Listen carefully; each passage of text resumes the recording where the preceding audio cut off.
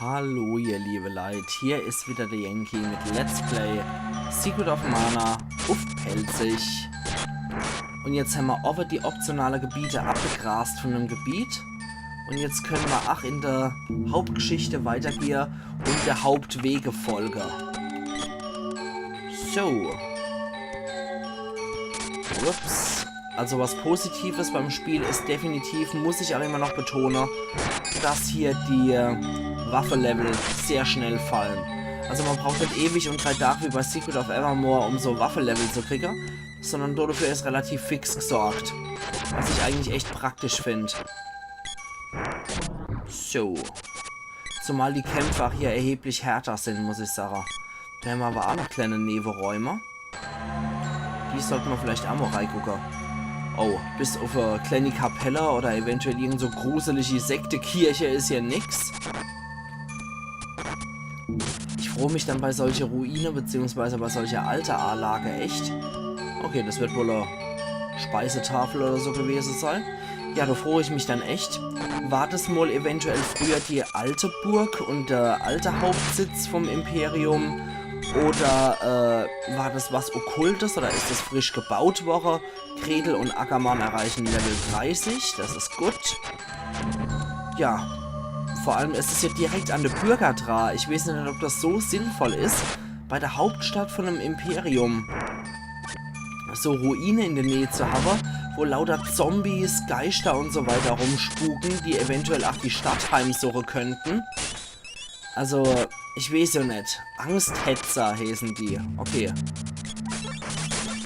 Ah, nicht schlecht. Aber wie gesagt, ich weiß halt nicht, wie sinnvoll das für so eine Hauptstadt ist, wo jeder normale Herrscher eigentlich gesagt hat, so ein Ding kommt uns jetzt aber nicht hier in die Nähe. Und das müssen wir erst einmal hier reinigen. Helga erreicht auch Level 30. Und weiter geht's ja bei diesen Omenglotzern. Okay. Sehr schön. Ah, glücklicherweise nicht der Ackermann gezappelt. Aber die zwei, die wir erledigt haben, sind jetzt gerade wieder draußen. Und ja, der Hauptglotzer haben wir kaputt gemacht. Und ja, der ist auch hinüber. Sehr schön. Ah, die pelzige Fledermaus wieder. Sehr geil. Und als drauf. Die halten hier glücklicherweise nicht allzu viel aus, die Viecher. Dann lade ich jetzt Ammo voll auf und mache die mal in einem Schwung platt. Gott. Das war auf jeden Fall schon gut getroffen und ziemlich schnell platt gemacht. Oh, alle Farbvielfalt Vertreter. Sabberblob, Bio-Schleim und Blutpudding. Alles Vertreter, was widerlich ist und keinen Spaß macht. Bio-Schleim haben wir ziemlich schnell erledigt. Der ist auch der Schwächste von Dämmer. Muss man auch klipp und klar sagen. Hopp, mach was. Oh, Manometer. Und der Sabberblob und der Blutpudding, die sind gleich stark, würde ich sagen. Wobei der blaue, das Sabberblob, noch etwas stärker sein könnte. Aber wir nehmen es jetzt erstmal mal mit. Sehr schön. In der Hoffnung, dass wir die Erfahrung dafür kriegen. Sehr, sehr gut. Jetzt sind wir wieder in der Moonwalk-Halle. Die Angsthetzer. Das ist auch ein dämlicher Name, wie ich finde, für so einen Zombie. Also ich meine, Fleischfetzer kann ich ja noch vollziehen für einen Zombie. Das ist in Ordnung. Das ist auch so ein Begriff, der könnte auch in The Walking Dead vorkommen von irgendwelchen Gruppierungen. Habt ihr die Fleischfetzer gesehen und so? Also, das könnte ich mir noch vorstellen als Zombie-Begriff, aber Angsthetzer ist schon etwas merkwürdig. Sollte sich wahrscheinlich auf Fleischfetzer reimen. Ja, die Pfeilratte, die vom Feuertempel geflohen sind, die sind jetzt hier angekommen.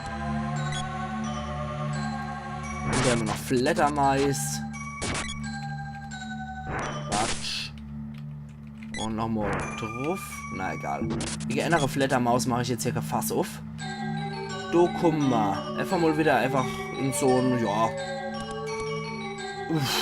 repräsentative Raum, würde ich jetzt einfach mal sagen. So. So, weiter. Aha, ihr wolltet uns hinterrücks erschießen, wenn wir aus dem Raum rauskommen. Ihr Schweine. Ihr feige Ratte. Und du tanzen nochmal die Zombies. Thriller, Thriller Night. Und alles drauf von der Wetter. Ich glaube 1993, das war wirklich noch eine Zeit, wo Michael Jacksons Thriller wirklich noch so richtig im Kopf geblieben ist. Wo man sowas wahrscheinlich auch gern adaptiert hat. Einfach so als Fun. Da geht es anscheinend richtig weiter. Aber halte mal den Gaul an. Ich mag... das war ein Bio-Schleim, der sich dazwischen noch versteckt hat. Okay. Ah, nee, gut. Hier geht es nämlich weiter. Dann sind wir nur tatsächlich richtig. So. Weiter. Da können wir hier gegen die Jackos kämpfen. Oh, der Racheengel habe ich mit M-Schlag erledigt. Also allmählich haben wir echt ganz gute und brauchbare Levels, würde ich sagen. Halte ich bei solchen Spielen, bei solcher alte Grad schon für wichtig, dass man immer recht gutes Level hat, damit man sich nicht durchprügeln muss, als wäre es der Endkampf. Und damit man auch einfach, ja, nicht so viel Schade erleidet. Ich persönlich halte es einfach für sinnvoll. Und eine Fratzentruhe, na klasse. Die Biester sind schon stärker. Das heißt, der Gegner ist jetzt lebendig, Woche. Bei Secret of Mana 2 konnten die zum Teil echte Tod bedeuten. Und das ist jetzt hier wohl auch der Fall. Die sind wirklich nett von schlechten Eltern. Die machen ordentlich Schade, die Biester. Und ich sollte nochmal alle Leute heilen. Ich hoffe, bei der Helga hilft es noch was. Sehr gut. Hat echt noch was gebracht. Oh, jetzt lassen sie sich gerade wieder abschlachten.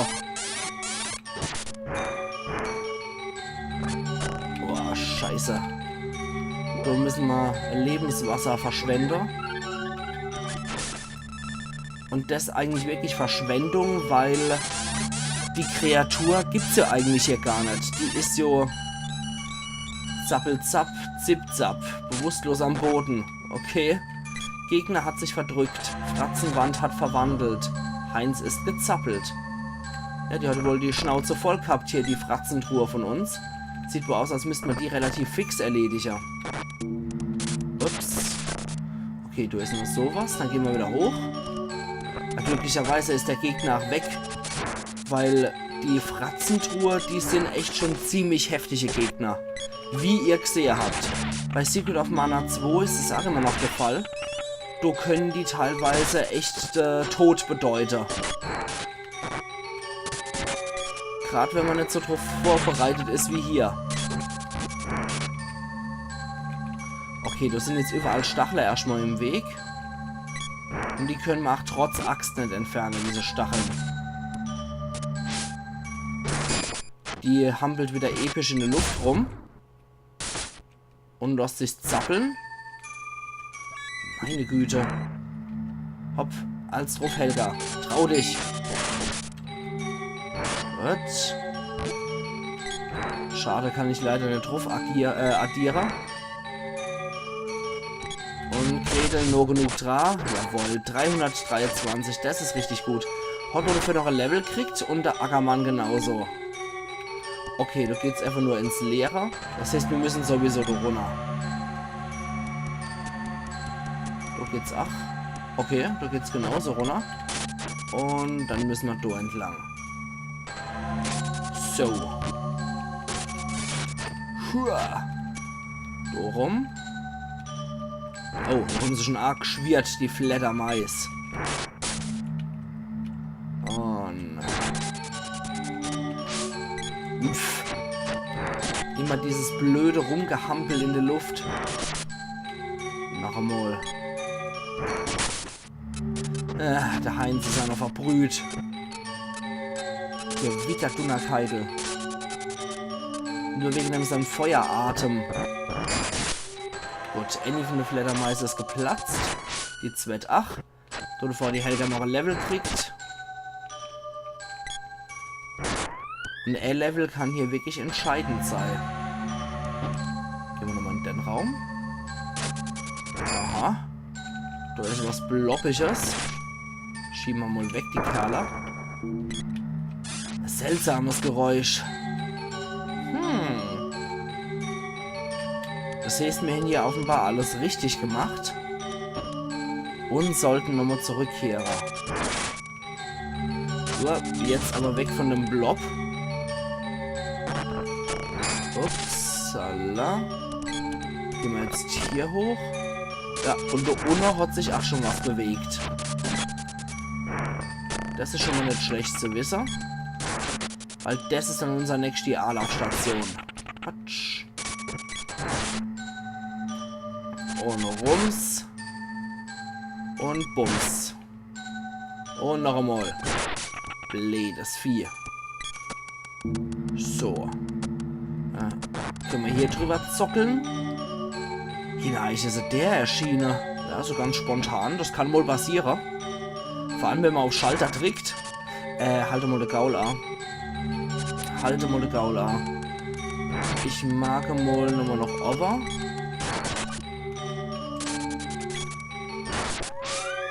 Und, ja, okay, jetzt kann ich natürlich irgendwie rennen. Konfus bin ich nicht, ich bin nur langsam. Wegen diesem blöden Efeu-Mantel. Genau da wollte ich hier. Turboantrieb kann der gerne auf sich wirken, habe ich kein Problem mit. Denn hier hätten wir was verpasst. Und zwar einen Schwertorb. Und da kriegen wir sogar noch einer. Ja, das sieht aus, als hätten wir noch einer verpasst zwischendurch. Ein Schwertorb. Sehr schön. Das heißt, das Schwert wird jetzt dann die mächtigste Waffe. Ne, Quatsch, der ist dann auch auf Stufe 5. Schwert ist auf Stufe 3 stehen geblieben. Das hat Stufe 4 gehabt bisher. Also das ist jetzt auch schon was gewesen. Hätten wir denn jetzt verpasst, hätte es eventuell irgendwann dann mal 3 Schwertorb gegeben. Also von daher, das war jetzt schon notwendig, dass ich doch nochmal hochgehe und mir den Orb dort hole. Also Berti, wir brauchen dich definitiv dringend. Und jetzt muss ich eigentlich auch das Sache, was ich bei der Pandoria-Ruine vorher gesagt habe. Du hieß es so, ihr könnt ja mal den Endgegner rote aufgrund von entsprechend düsterem Setting und so. Und das ist jetzt das, was ich eigentlich gemeint habe. Das sind jetzt die Ruine, die ich eigentlich gemeint habe. Jetzt könntet ihr mal gern rote, was das für ein Endboss wird. Er passt auf jeden Fall in dieses düstere Gothic-Setting rein. So, weiter, weiter, weiter. Ich will nicht gegen die Rache-Engel kämpfen. Die kennen Mark Stohle bleiben hier, die ganze Dinger. Hades Auge ist erledigt. Allerdings. Ja, die bleiben sowieso wieder episch bei der Stachelnhänger.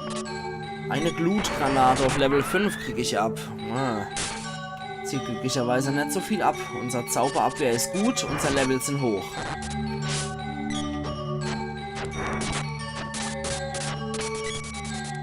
Okay, die hat jetzt wenigstens den Weg noch wieder gefunden. Komm schon. So. Wunderbar. Da können wir die ganzen Stacheln hier entfernen. Und kommen auf jeden Fall weiter. Also allmählich müsste auch mal bald ein Ende in Sicht kommen hier von dem Lader. Komm immer wieder tiefer runter. Alter Falter. Und jetzt sieht ja alles gleich aus in dem Lader. Da ist wieder nichts. Ja, alles gleich hier. Der Architekt hat sich null Mühe gegeben.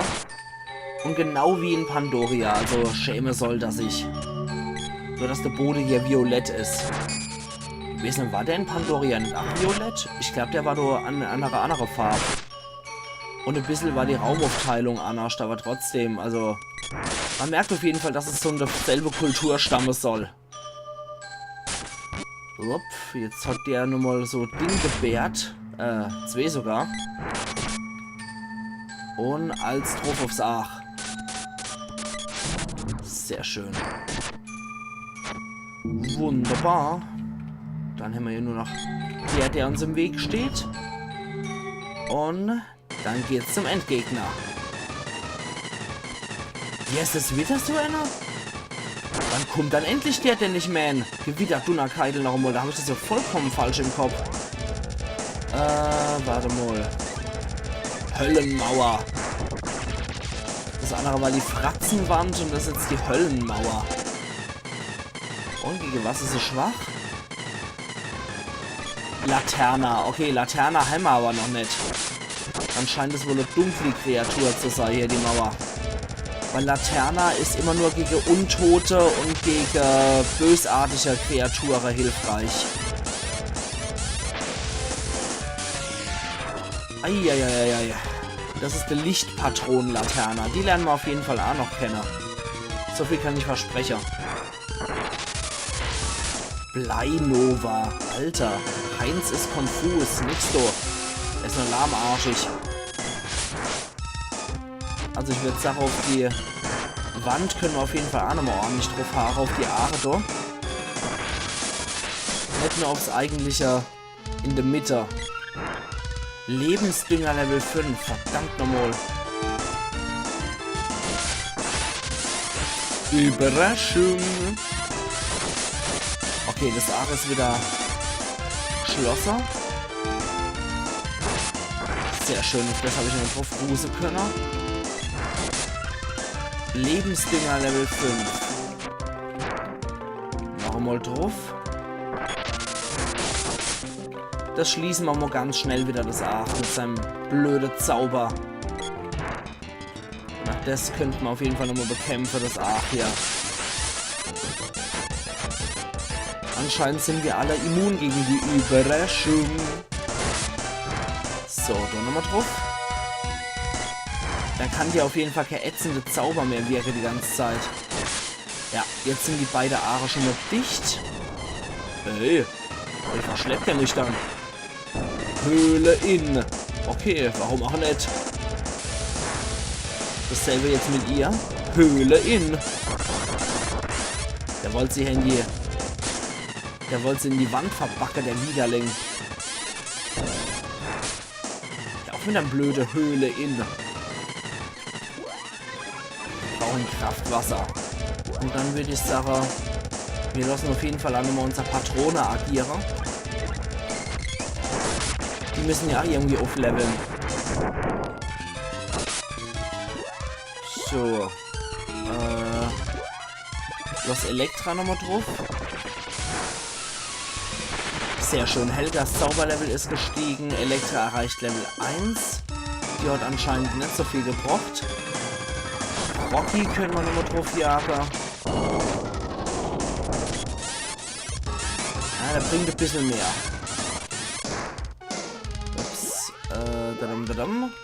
Du nochmal auf alle. Und Helga, du machst nochmal ein Vesuvio drauf. Aber die Blutgranate, bitte. Sehr schön. Jetzt kann sich das Vieh auch wenigstens nämlich wiederbeleben. Also die Aare sind weg. Es bleibt nur noch das Ding in der Mitte übrig. Und das scheint jetzt auch so richtig Gas zu geben, wenn ich mir das angucke. Meine Fresse. Der gibt sich ja echt Mühe, dass hier die Koboldin nie mehr zum Zug kommt. Meine Fresse. Hau nochmal richtig drauf mit einer Blutgranate.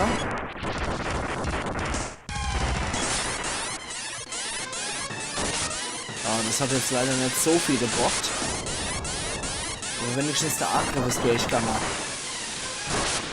Sehr schön. Na Allah, die Dinger sind ja auch nicht unsterblich. Perfekt. Hoho. Und weiter geht's. Was kriegen wir jetzt noch? Einen Peitschenorb. Okay. Okay, das wäre mein Angriff noch gewesen. Gut, was finden wir dann hier noch im hinteren Bereich? Aha, wieder so ein paar von den Tempeldiener. Die stöhnen wieder nur die ganze Zeit blöd rum. Und da oben ist der Haken das. Alles klar. Der hält wieder die Schnauze. Und ich würde sagen, das ist doch hier wieder wunderbar geeignet für einen Cut. Und wir sehen uns dann morgen wieder bei Let's Play Secret of Mana auf Pelzig. Also, machen's gut und bis morgen dann. Iron Yankee.